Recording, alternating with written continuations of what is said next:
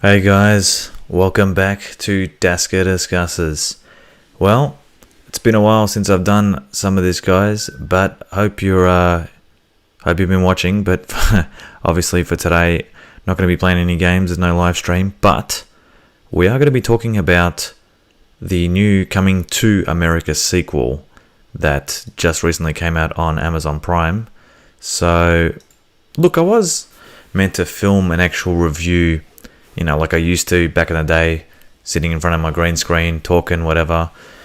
And I thought, you know what? I attempted to, like I used to, and I'm just like, it's too difficult to sit there and, I don't know, I just find sitting here, I'd rather be live, kind of like, latest movie was really bad. Yeah, thank you, Jake. I just thought it'd be a lot easier for me anyway, just to make a live stream and discuss Coming to America while I've got this IMDb page up. Look, the original Coming to America was something that, I grew up watching, and everyone did back, like anyone who's around my age, even older as well. It is a well-known and famous comedy piece that you can put on, and it was something that wherever you go, even if you go away with friends, whatever, if you're in the same age bracket, whatever, if you enjoy any movie films, you chuck on Coming to America, Dumb and Dumber, Ace Ventura, these types of movies. The original Coming to America holds up still, and it is literally funny every single minute, right? I reckon. Now, the sequel. Looking at IMDb, the African monarch Hakeem learns he has a long-lost son in the US and must return to America to meet this unexpected heir and build a relationship with his son. That's a brief synopsis of it, right? Now, it's correct. That's exactly what it is, right? If you keep scrolling down, the actual cast is not bad. So we'll go through the good points of the film. The thing is, I don't want to give away too much, right? This is not really, I don't want to give away a lot because, of spoilers, but if you've seen the trailer and you've read what that synopsis is, you know what's going to happen. Now, the spoilers would be me telling you how it came about, right? How he came about to have an heir. Now, what's interesting about it, I just read in the trivia, was that James Earl Jones wasn't even on set. They just edited it in after. But it's good to see by looking at our list here. Eddie Murphy, Arsenio Hall comes back as Semi, Morris, Reverend Brown, and Bubba. Yeah, that's pretty funny. I can do some pretty good impressions, but I'll leave that for another time. Then you've got Jermaine Fowler as Lavelle Johnson. Now, this guy, I've never seen him before ever, but he played a really good role, and he was actually playing Prince Hakeem's son. Now he obviously lives in Queens, so the whole premise of it, as you can see, Coming to America means that looking at this picture as well, looking at the trailer, that him and Prince Hakeem and Semi do go back to America. Now this is where it kind of gets, well, before we get into that, let's just look at a couple of things. One, Prince Hakeem's got 3 daughters, and he needs a male heir to the throne, all right? Now, his dying father, King Jaffa, King James Earl Jones, is like, you do have an heir. And then this, mystic guy tells him that, yeah, you've got one back in Queens.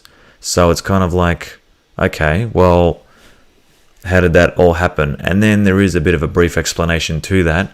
And look, again, not spoiling, but I think this whole de-aging thing they're doing in a lot of films is really taking off. Usman Khan, hi. Hello, Usman Khan, how are you? Tell me what you thought of Coming to America. Part 2.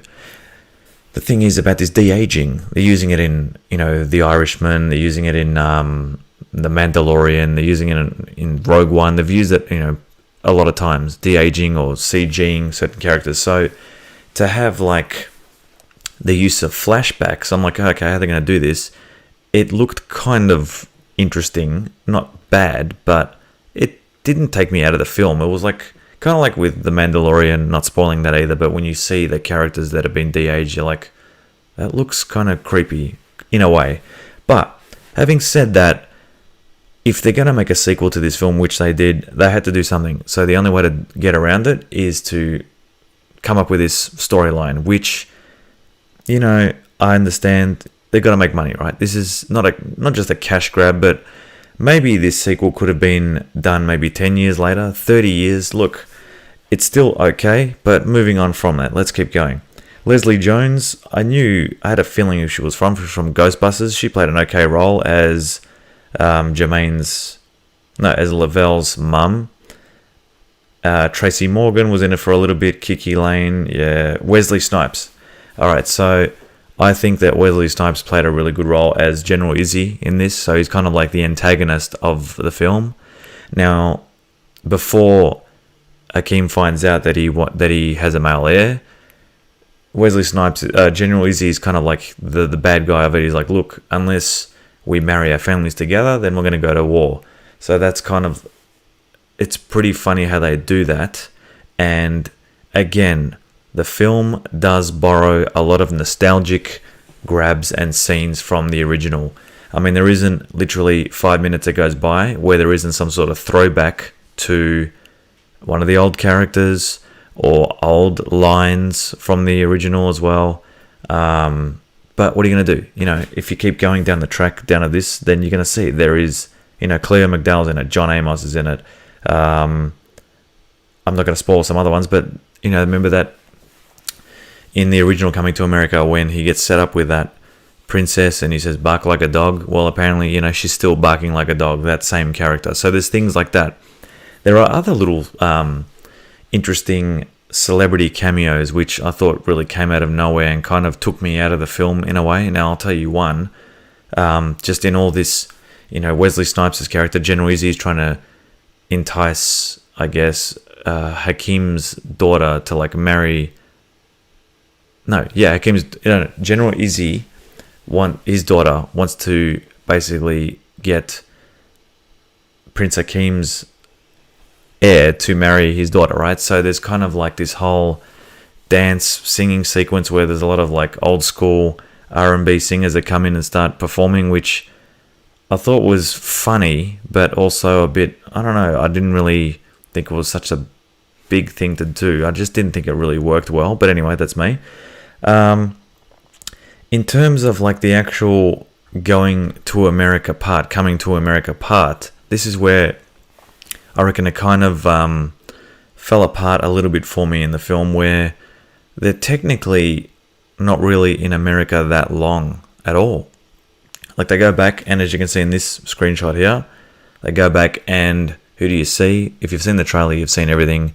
They go back into the barber shop and they see those three characters, the ones that are played by Arsenio Hall and Eddie Murphy, right?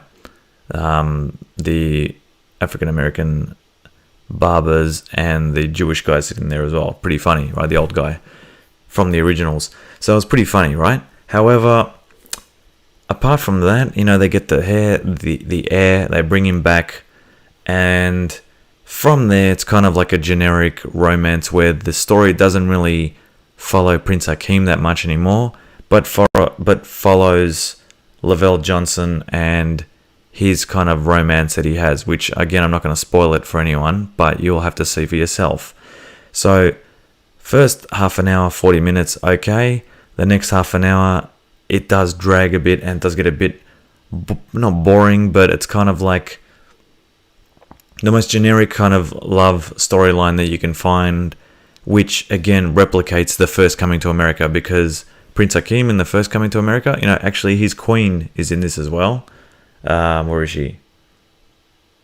One sec, Lisa. Yeah, Shari Headley. She's still in it, which was pretty cool.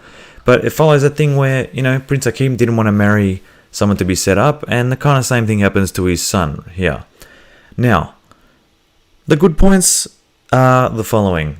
The good points could be that, you know, it does have this nostalgic kind of view to the whole the two films. Like, it does throw back to it, and if you're a fan of the original, you enjoy it, right? However, yeah, there's that.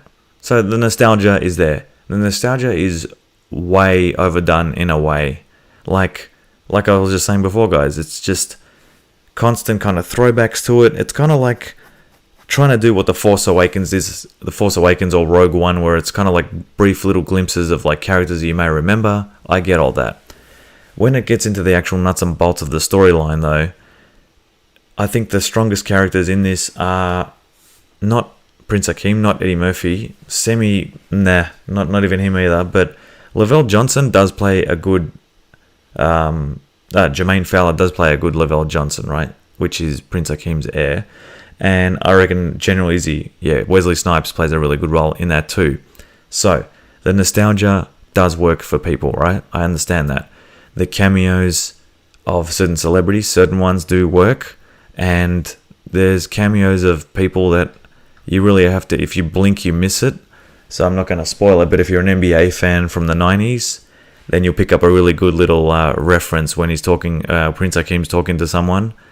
And I'm like, what? Was that just that person that I know who it is? That ex-NBA player maybe? Yeah. So there's stuff like that, which is really good. Then the last act of the film, where it all comes together, it's very reminiscent of Coming to America Part 1. And we go back to America, and you've got, again, nostalgic characters from the first one, which I'm like, okay, cool. Well, they had to put that in anyway. Now, the bad points, or the negative points, I mean, you have a look at this like rating, 5.6 out of 10. 8,000 people have voted. I think that's a bit harsh, to be honest. It is a fun film, right? Now, entertaining is a good way to put it, I think. It's not groundbreaking, like I just said. It's not exactly the most memorable thing, but I think it deserves more than a 5.6. The negative points is that I just think that some of the storyline is very repetitious of the first film. Some of the characters, apart from like the main ones, just basically don't serve a purpose. And I am referring to like Tracy Morgan's character, Uncle Reem. He's literally there just to say a couple of lines, and I don't really find him that funny either. And look, I've been reading through these reviews. There's commentary about the how do I put this? The ideological views of this film, about certain scenes where, not about politics, but just about ideologies of America at this point in time, which, you know, they're not shoved in your face, but they're there talking about certain topics about racism, for example. Not necessarily that, but I could see why some people would be like, why did they have to put that in there, in a way? But it didn't really affect me at all. Other parts which may offended some people could be the barber shop. Those three older characters. Now, they're meant to be playing, well, obviously, you know, Eddie Murphy's playing them, but they're older characters, and they're from a different generation. So some of the jokes are very 80s and old school, and maybe some people could get offended by that. There's a couple of references in there to like rioting, which, you know, I've been reading a few reviews and other people's comments where, you know, they shouldn't have put that in, but I'll let you guys decide when you watch that for yourselves. But apart from that, look, thing is, with Coming to America, it is a fun, enjoyable film. However, it does have its flaws. I would recommend it, right? If you're a fan of the original. If you've never seen the original, watch that one first. But if you're an old school fan like me and you just want to know, hey, Daska, tell me, should I watch this or not? I say yes. I say definitely watch it if you're an old school fan of the original, because you want to see what happens, make up your own mind and see what happens. There's nothing groundbreaking about this. There's nothing like I really don't see myself rewatching this over and over and over like I have Coming to America. I can quote so many lines from the original Coming to America, and I'm upset in this that we didn't have a Samuel L. Jackson cameo. That's what I was waiting for. So, in terms of a rating out of 10, before we close this, look, 5.6 is harsh. It's really harsh. Even a 6 is harsh. I'm going to have to go, the max I could go with this would be a 7, but I don't think a 7's too much. It's an enjoyable film. If you want a nostalgic trip down the past, that's fine. You'll get a few laughs out of it. Not as many as the original, but I'm going to go with a 6.5 out of 10 from me for Coming to America. So, that's what I'm going at with that. It's just a few gaps in the story, a few cliched kind of storylines, are very looking back at the repetition of the original story. Where else are they going to go? Put it this way, this is better than Bill and Ted, that sequel that they made, Face the Music. Heaps better than that. I'm not going to put this in my worst films for 2021. So I'm glad that it didn't make that list, because I was worried that this was going to be pretty average. This wasn't average per se. It was good. It's worth watching, but it's nothing that's amazing that you're going to rewatch over and over and over. It will be forgotten in a few years, and in a way, look, it's okay. I don't know if I could sit there and say, the legacy of Coming to America is like, made better from this. Definitely not. If it didn't exist, then probably would have been better in a way. But is it a worthy sequel? Well, I just think it's just a sequel. It's a sequel they made. And if you're going to, if you got Amazon Prime and you want to watch this, Amazon, whatever, yeah, then watch it. But in terms of like going to a cinema, I'm kind of glad that I didn't go to a cinema and watch this, because if you've got it at home to watch on the couch, that's pretty much what it is. Kind of like feels like a straight to DVD kind of movie that should have been released in maybe 1995, 96. That's me. So 6.5 out of 10. Let me know what you guys thought in the comments when this posts, obviously. Now, in terms of streaming, probably tomorrow night, might be doing something. We'll see what happens, but just, we'll see what happens with that. If you guys, let me know what you thought in the comments. And I think that's about it from me. Just thought I'd do a quick live discussion on that. So thanks for watching, guys. Please leave a like, subscribe to the channel so you can stay updated with my content. And I'll see you guys on the next episode of Daska Discusses. Boom.